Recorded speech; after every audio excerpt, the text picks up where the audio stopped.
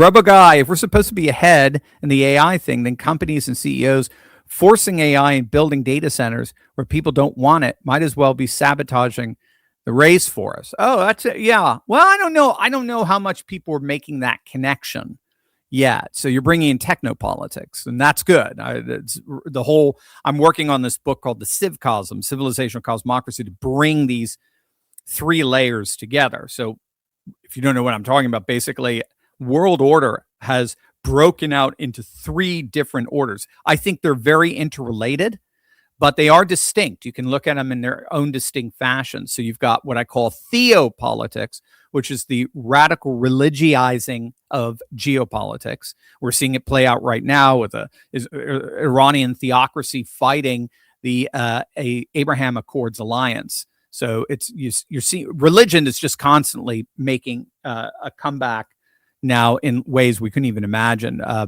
Conservative religionists have literally 2 babies for every 1 baby from, say, a liberal atheist, for example. So the demography is just moving more and more into a very theocratic-like world, but with modern, to a certain extent, we could say even liberal constraints. And so that's what's known as constitutional theocracies.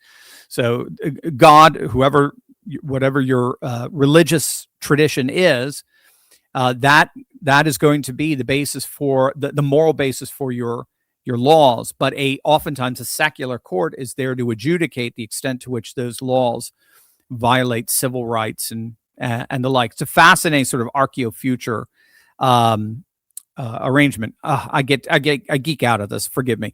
So you got your theopolitics, but then you have your technopolitics, and that's the arms race going on, particularly over AI, quantum computing, and the like. And then you have a third layer in this, and that's astropolitics, and that's the politics that's going on in outer space with satellites and space stations and lunar missions and terraforming on Mars and all that sort of stuff. And the United States is way, way, way, way ahead of that. Now you're talking about the AI and the data centers, massive data centers that are, yes, this is an issue. They are disenfranchising rural populations that are generally voting red. And so that's going to have to get worked out, no question. And that would be more along an aristopopulist line.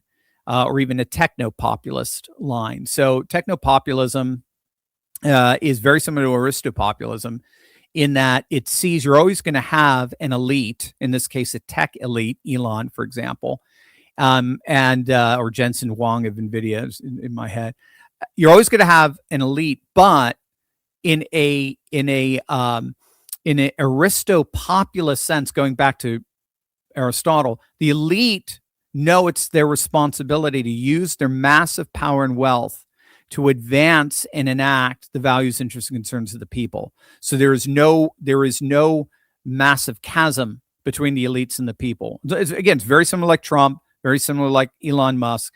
They are one with the people, and they see the great responsibility that they've been given with this wealth and with this, in this case, techno power, to enact the values, interests, concerns of the people. So this definitely does have to get worked out in such a way, the placement of data centers and so forth.